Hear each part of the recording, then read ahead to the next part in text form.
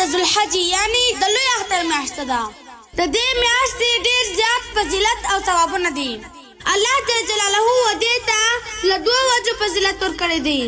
یوه وجه دا ده په دې میاشته کې یو عظیم د الله جل جلاله فرض ادا کېږي چې هغه د حج وایي، او دویم په دغه میاشته کې قربانیانې کېږي.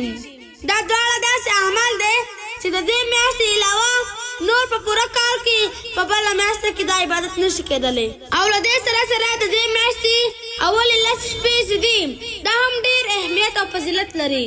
الله جل جلاله رسول فرمایي کوم چا چې د لوی اختر په اولو لسو شپو کې یوه ورځ روژه ونیوله هغه ته الله جل جلاله د یو کال د روژې ثوابونه ورکوي.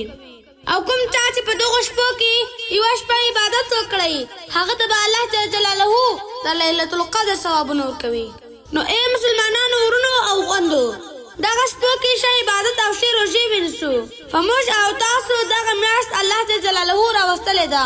الله جل جلاله خبر دی چې بل کال به موږ مړه یو او که ژوندي یو.